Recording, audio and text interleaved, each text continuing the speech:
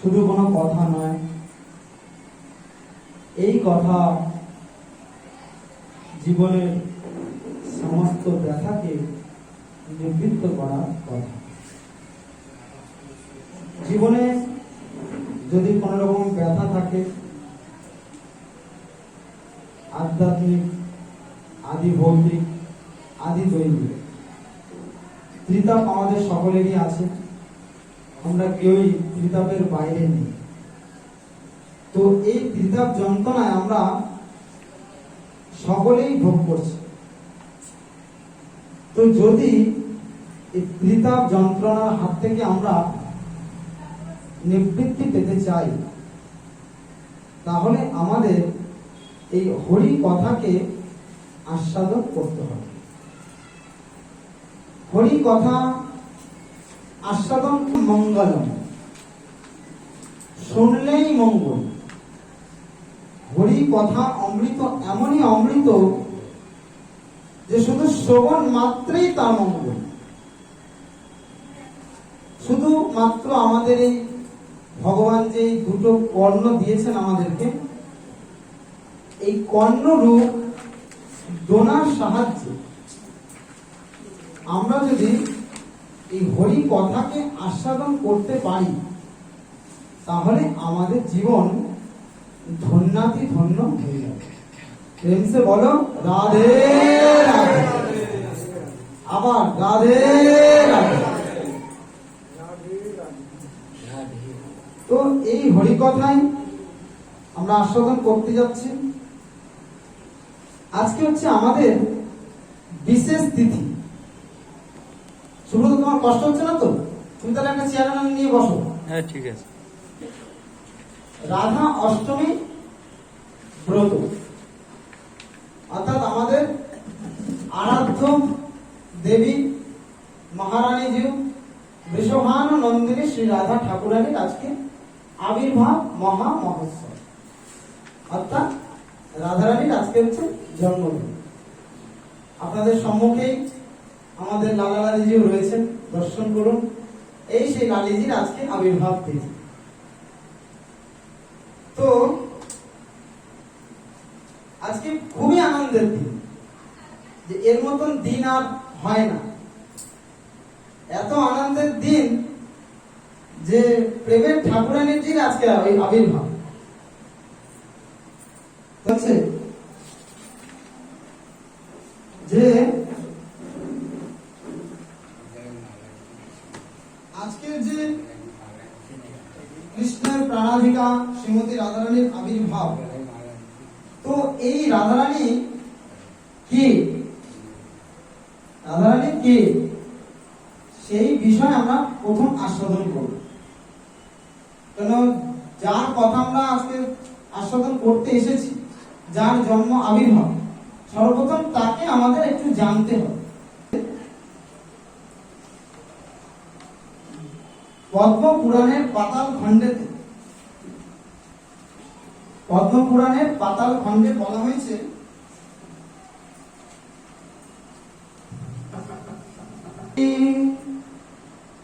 রাধিকা কৃষ্ণ বল্লভা তৎকলা কোটি কোট্যংশা দুর্গাস্তি গুণাধিকা দুর্গাস্তি গুণাত্মিকা। যে যিনি গোপন করেন, যিনি গোপন করেন তাকে গোপী বলা হয়। গোপী শব্দের অর্থ কি? গোপী মানে হচ্ছে যিনি সমস্ত কিছুকে গোপন করেন। অন্য তত্ত্বতে গোপী মানে ইন্দ্রিয় দিয়ে কৃষ্ণ লীলা রস আস্বাদন। শ্রী রাধা হচ্ছেন কৃষ্ণের প্রিয়া। তাহার কলা কোটি কোটি অংশ ত্রিগুণাত্মিকা দুর্গিকা। তার যে কলা, কলার যে অংশ সেসব হচ্ছে ত্রিগুণাত্মিকা দুর্গা, চণ্ডী আদি, মনসা আদি, শীতলা আদি যত দেব দেবী আছেন, কলা থেকেই এই দেবীদের আবির্ভাব। এই যত আমরা দেবদেবী দেখছি, আগে আসছে দুর্গা পুজো, কালী পুজো, লক্ষ্মী পুজো, যত দেবদেবী দেখছি, দেবীদের সমস্ত দেবীদের আবির্ভাব রাধারানীর ছটা থেকে। আর কৃষ্ণকে স্বয়ং শিব, ব্রহ্মা আদি ইন্দ্রাদিক দেবতারাও বলতে অসমর্থ এই রাধারানীর তত্ত্ব। একমাত্র রাধারানী জানেন যে তার কি মহিমা, তার মহিমা তিনি নিজেই জানেন। আর আমাদের পক্ষে তো কোনো বলা বাহুল্য, শিব ব্রহ্মারা যেখানে তার তত্ত্ব বলতে অসমর্থ, তাকে বুঝতে অসমর্থ, তো আমাদের কথা তো বলাই যাচ্ছে না।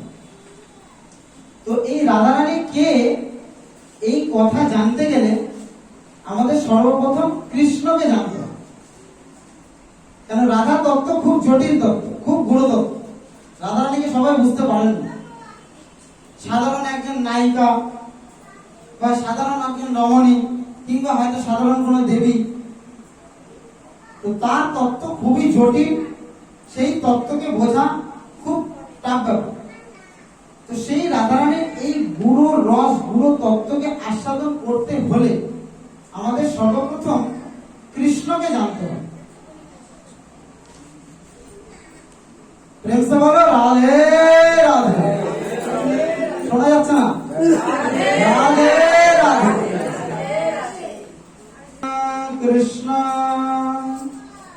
সানন্দ বিগ্রহ অনাদিরাদি গোবিন্দ সর্বকারণ কারণম। ভগবান কৃষ্ণকে সৎ, চিৎ এবং আনন্দ স্বরূপ, সচ্চিদানন্দ রূপ। তো এই সৎ, চিৎ এবং আনন্দ, সৎ মানে সত্য বস্তু, চিৎ মানে চিদানন্দ বা যাহা চিন্ময় প্রকাশ্য, আর আনন্দ মানে যাহা পরমানন্দ, যেখান থেকে আনন্দের উদ্গম। বলা হচ্ছে যে কৃষ্ণের আদিতে আর কেহই নেই, কৃষ্ণ হচ্ছেন মূল তত্ত্ব। আপনি যদি নিজের পিতার থেকে ধরতে শুরু করেন, নিজের থেকে ধরুন, নিজের পিতা, আপনার পিতা আপনার ঠাকুরদা, ঠাকুরদারও কেউ ঠাকুরদা তার বাবা, এইভাবে যে চলছে পরস্পর, ধ্যান দেবেন, পরস্পর ভাবে যে আমাদের পূর্বপুরুষ আদি চলছে, চলতে চলতে চলতে চলতে গিয়ে ঠেকবে মনুতে গিয়ে। মনু মহারাজ তিনি কে? তিনি হচ্ছেন মানব সৃষ্টির প্রথম মানব। তার পিতা হচ্ছেন ব্রহ্মাজি, স্বয়ং ব্রহ্মা, পদ্মজনী ব্রহ্মা, সৃষ্টির কর্তা। তো এই ব্রহ্মার পিতাকে নারায়ণ, এই ব্রহ্মার পিতা হচ্ছেন নারায়ণ। আর নারায়ণের নাভি কমল থেকে দেখবেন ব্রহ্মাজির উদ্গম, মানে জন্ম। ওখান থেকে কমল বেরিয়েছে, পদ্মফুল, পদ্মফুলের উপর ব্রহ্মাজি বসে আছেন। তারপরে ব্রহ্মাজির থেকে সমস্ত সৃষ্টি হয়েছে। ব্রহ্মাজি নিজের ভ্রুকুট থেকে ভগবান রুদ্রকে প্রকট করেন, ভগবান মহেশ্বর শিব ঠাকুর।